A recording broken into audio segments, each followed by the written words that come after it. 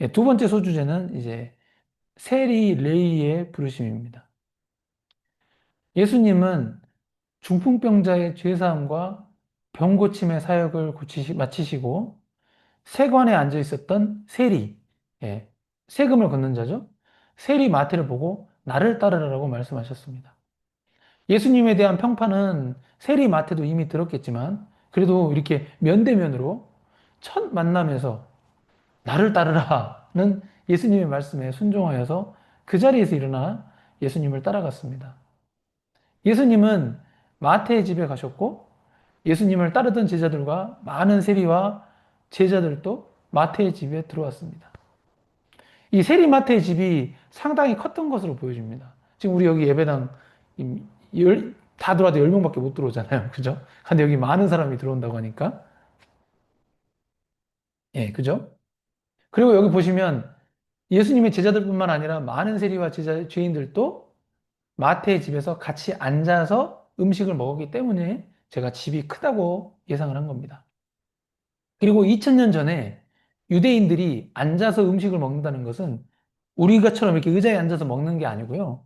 그림과 같은 자세로 먹었기 때문에 1인당 차지하는 공간이 상당했을 것입니다. 제가 다음 페이지에서 그 2000년 전에 유대인들의 식사 자세 그림 한번 보여드리겠습니다. 한번 잘 봐보세요.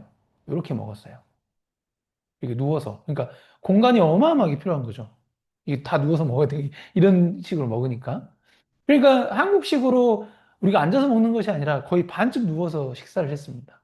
근데 많은 세리와 지인들도 있었다고 하니까 이거는 마태의 집이 그냥 이런 일반 아파트 수준이 아니고 진짜 대저택인 거예요. 상당히 큰 저택 수준이라는 것을 우리가 유추할 수 있는 대목입니다.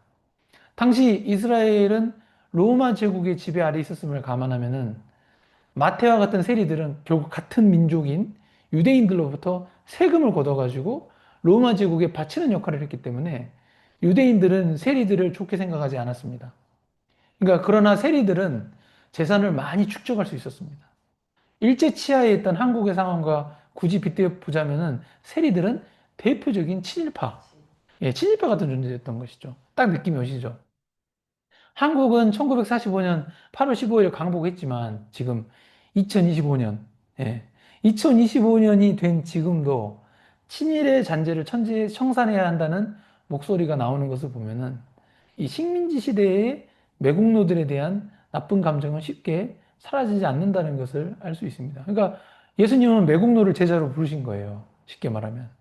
그러니까 유대인들이 세리들을 얼마나 싫어했겠습니까? 얼마나 싫었겠어요. 이런 시대적 상황에서 예수님은 매국노인 마태를 제자로 부르셨습니다.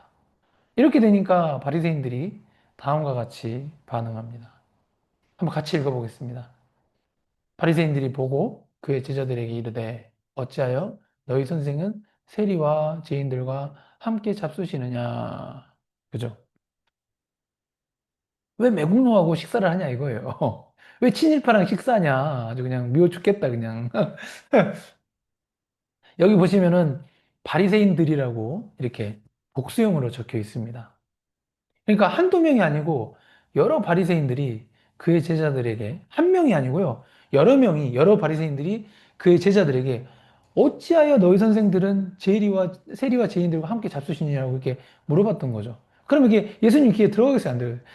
생각까지 있는 예수님인데, 그죠? 이렇게 여러 명이 이야기하면 당연히 예수님뿐만 아니라 마태의 집에 있던 세리들과 죄인들도 모두 들었을 것입니다. 이는 바리새인들이 예수님을 비난했던 것이죠, 사실상. 예, 비난했던 것으로 봐야 합니다. 그래서 예수님께서 다음과 같이 말씀하십니다. 한번 같이 읽겠습니다. 시작. 예수께서 들으시고 이르시되 건강한 자에게는 의사가 쓸데없고 병든 자에게라야 쓸데있느니라. 너희는 가서 내가 긍휼을 원하고 제사를 원하지 아니하노라 하신 뜻이 무엇인지 배우라. 나는 의인을 부르러 온 것이 아니요 죄인을 부르러 왔노라 하시니라. 네. 그러니까 예수님은 아멘. 예수님은 의인을 부르러 온 것이 아니고 죄인을 부르러 왔다고 하십니다. 참 은혜가 되죠. 우리가 이 부분을 우리가 곱씹어서 생각할 필요가 있습니다. 왜냐? 예수님의 초림 이유가 2000년 전에 오신 이유가 의인보다는 죄인을 부르러 왔다는 것입니다. 그런데 여기서 드는 질문이 있습니다. 이 세상에 의인이 존재하나요? 한번 생각해 보세요. 로마서 3장 10절 한번 같이 읽어보겠습니다. 시작. 기록된 바 의인은 없나니 하나도 없으며. 그러니까 그죠? 이게 사도 바울은 분명히 이 세상에 의인이 하나도 없다라고 했어요. 그죠? 없는 거예요. 결국 이 세상에 존재하는 모든 사람이 아담 이후로는 죄인의 신분이라는 것을 언급한 것입니다. 근데 예수님은 마태복음 9장 13절에서 의인을 부르러 온 것이 아니요 라고 언급하시면서 마치 이 세상에 의인이 존재하는 것처럼 말씀하시는데 도대체 이 의미는 무엇일까요? 누구의 말이 맞을까요? 사실 바리새인들도 잘 생각해 보세요. 인간이기 때문에 죄인입니다. 그러나 웃긴 거는 뭐냐면은 바리새인들은 자기 스스로를 의인이라고 생각하고 있었습니다. 예. 그렇습니다. 예수님이 말씀하신 이 의인은 바로 인간 스스로 의롭다고 생각하는 사람들을 지칭해서 말씀하신 것입니다. 할렐루야? 예. 세리와 죄인은 스스로 의롭다고 생각하지 않은 사람들이었습니다. 나 매국노다. 아, 나 진짜 나쁜, 자기가 스스로 친일파라는 죄의식이 있어요. 예. 의롭지 않아요, 스스로. 난 죄인이야. 예. 오히려 스스로 죄인이라는 의식을 가지고 삶을 살았던 사람들이 바로 세리와 죄인들이었습니다. 그래서 예수님께서 공생애를 시작하실 때 회개하라, 천국이 가까워졌느니라 라고 이렇게 말씀하셨는데요. 천국에 입성하기 위해서는 회개를 하라는 이 주문은 결국 스스로 내가 죄인이라는 것을 자백하라는 의미를 포함하고 있었습니다. 그렇습니다. 우리는 모두 죄인입니다. 죄인이 죄인을 정죄할 수 없고 판단할 수 없는데 벌써 바리새인들은 스스로를 의롭다 여기고 세리와 죄인들을 정죄하고 있었기 때문에 예수님이 그들과 식사하는 것을 비난했던 것입니다. 예. 그래서 예수님은 스스로 의인이라고 생각하는 바리새인과 같은 사람들보다는 스스로 죄인이라 생각하는 세리들과 죄인들에게 구원의 은혜를 베풀려고 찾아오신 것입니다. 왜냐하면 이들이 회개할 수 있기 때문에. 예. 자기가 스스로 의롭다고 하면 회개를 못해요. 그래서 먼저 스스로가 죄인이라고 여겨야 회개할 마음이 생기기 때문입니다. 회개하는 자만이 천국에 갈 수 있기 때문에 죄인들을 찾아오신 예수님인 것입니다. 아멘?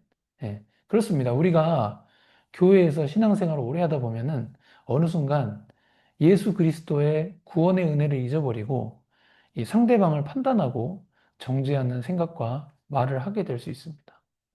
특히 저와 같이 성경 말씀을 해석하고 가르치는 자들이 가장 위험합니다.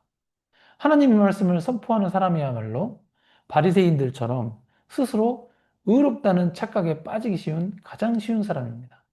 예수님이 오신 것은 죄인을 구원하기 위함이었다라는 이 진리를 잊지 말고 오직 겸손한 마음으로 하나님의 은혜만 바라보면서 추구하는 경건한 성도가 되어야 하겠습니다. 네, 아멘.